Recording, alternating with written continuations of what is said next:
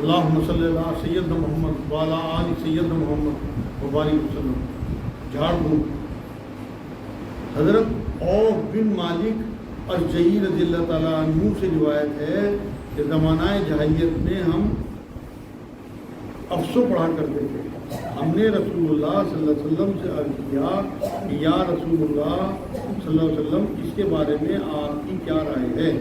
آپ صلی اللہ علیہ وسلم نے فرمایا اپنے افسو پیش کرو اگر ان میں وہ لفظ نہ ہوں جن سے شرک لازم آتا ہے تو کوئی مذائقہ نہیں۔ افسو مطلب منتر، جھاڑ پھونک کے جو منتر اس ٹائم جاہلیت میں استعمال ہوتے تھے انہیں پیش کیا حضور کے سامنے۔ اگر اس میں کسی شرک کا پہلو نہیں تھا جو توڑ کے تھے حضور نے اجازت دی۔ صحیح مسلم کی حدیث پاک ہے۔ حضرت جابر رضی اللہ تعالیٰ عنہ سے روایت ہے کہ ہم رسول اللہ صلی اللہ علیہ وسلم کی خدمت میں حاضر تھے تو ایک شخص نے عرض کیا کہ یا رسول اللہ میں جھاڑ پھونک کرتا ہوں۔ آپ صلی اللہ علیہ وسلم نے فرمایا کہ تم میں سے جو کوئی اپنے بھائی کو فائدہ پہنچا سکے تو چاہیے کہ پہنچائے۔ صحیح مسلم کی حدیث پاک ہے۔ اس لیے جو لوگ جھاڑ پھونک کو برا سمجھتے ہیں وہ یہ سمجھتے کہ یہ سنت ہے۔ مطلب ہمارے مرکز میں بھی الحمدللہ ہم جھاڑ پھونک کرتے ہیں، تعویذ گنڈے نہیں کرتے۔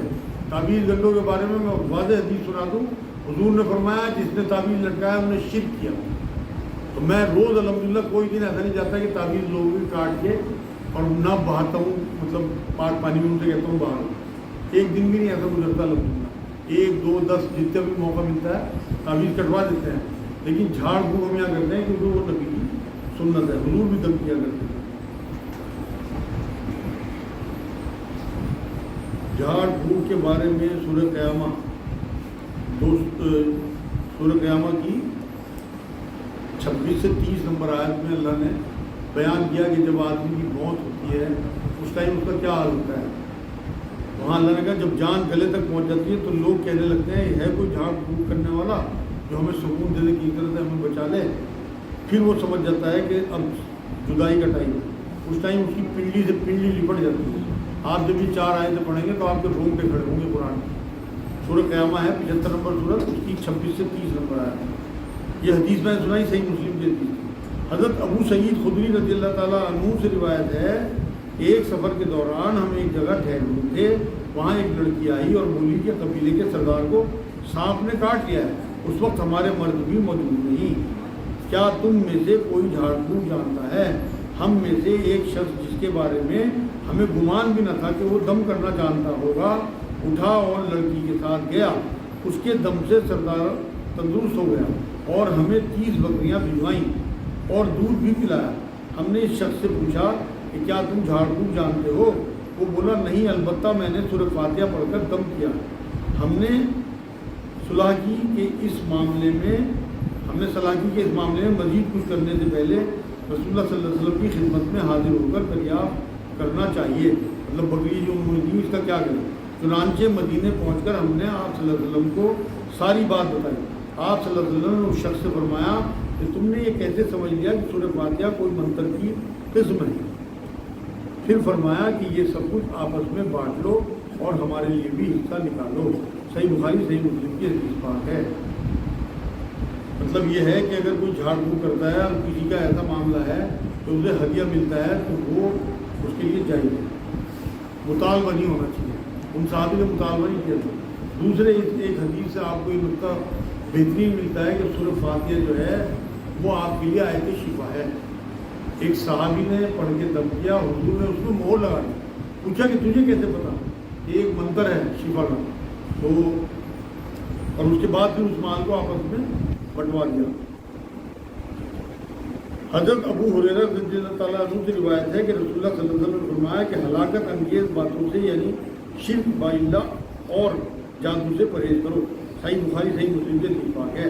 سورہ بقرہ آیت 2 میں شیطان جو ہے وہ جادو سکھا کے کفر کیا کرتے تھے، مطلب جادو سیکھنا سکھانا کفر ہے۔ ایک حدیث میں نبی نے یہ بات فرمائی کہ جادو سیکھنا سکھانا دونوں حرام ہیں۔ سورہ انعام ہے اس کی 112 113 نمبر آیت میں جادو کو مکر و فریب کہا ہے، وسوسے ڈالنے والا بتایا اور آخرت کی خرابی کا کام بتایا ہے۔ یہ صحیح بخاری صحیح مسلم کی حدیث تھی۔ حضرت جندب رضی اللہ تعالیٰ عنہ سے روایت ہے کہ رسول اللہ صلی اللہ علیہ وسلم نے فرمایا کہ جادو کرنے والے کی سزا تلوار سے قتل کر دینا ہے۔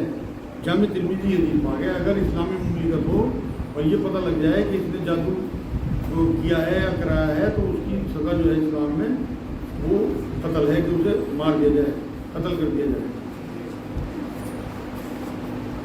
آج کی آخری حدیث ہے، یہ جامع ترمذی حدیث تھی۔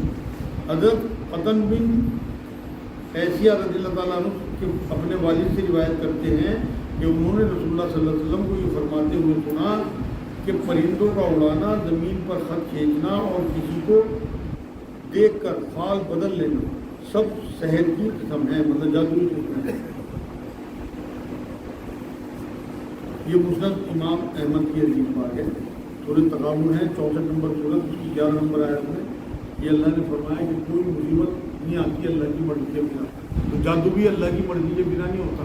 لوگ کتنی ہی کوشش کر لیں، میرے پاس روز کے ساتھ ہیں، آپ یقین کرو میں بڑے یقین سے بات آپ کو کہہ رہا ہوں کہ 25 سال اس مرکز میں ہو گئے مجھے بیٹھتے ہوئے، میرے خیال میں میرے پاس 25 کیس بھی نہیں آئے جادو کا، اور 90% لوگوں کو یہ شبہ رہتا ہے کہ ہندو ہیں مسلمان کے ہمارے اوپر جادو کرا رکھا ہے، مطلب سمجھاتے سمجھاتے تھک گئے ہم لوگ، اور جینون کیس نہیں آتے، کیونکہ جادو جو ہے وہ حق ہے لیکن اللہ کی مرضی کے بنا نہیں ہو سکتا۔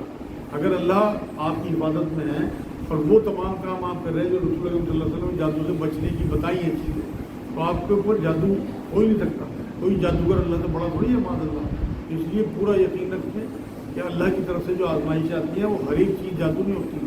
آپ کے مان لو کاروبار میں کوئی بات آئی، آپ کے بچے نہیں ہو رہے، آپ کے بچوں کے بچے نہیں ہو رہے، یا آپ کے گھر میں کوئی نااتفاقی ہے، یہ جادو نہیں ہے، ہماری کرتوتوں کی وجہ سے ہمارے اوپر عذاب آتے ہیں یا عذاب کی شکلیں، اپنی کرتوتوں پہ نظر ڈالیں اور جہاں کمیوں سے دور کریں۔ تو ایمان کا حصہ یہ ہے کہ ہر بات کو جادو میں نہیں ڈالنا، بلکہ قرآن کی شاید جو میں آپ پڑھنا جا کے سورۃ تغابن کی 11 نمبر آیت ہے، کوئی مصیبت اللہ کی مرضی کے بنا نہیں آتی، تو اللہ کی کوئی مشیت ہوگی، آپ کے درجے بلند کرنے ہوں گے، کسی مصیبت میں ڈالا اور آپ کو صبر دے دیا اور اس کے بعد آپ کے درجے بلند کر دیے، حدیث سے ثابت ہے بات، ہو سکتا ہے اور آپ جادو سمجھ رہے ہو، ظاہر سی بات ہے کسی نہ کسی کا دماغ میں نام بھی آئے گا کتنے جادو کرایا، تو آپ حرام کا الزام اس پہ اپنے ذہن میں لگا رہے ہیں، اور نبی نے فرمایا کہ کوئی بھی آدمی کسی پہ حرام کا الزام لگائے گا تو وہ اس پہ پڑ جائے گا، اس لیے بہت سوچ سمجھ کے دماغ لگایا کریں اپنا اس طرح، کیونکہ جادو کرنا اور کرانا دونوں حرام ہے، اسی طرح کسی پہ جادو کا الزام لگانا بھی حرام ہے۔ یا الحمد للہ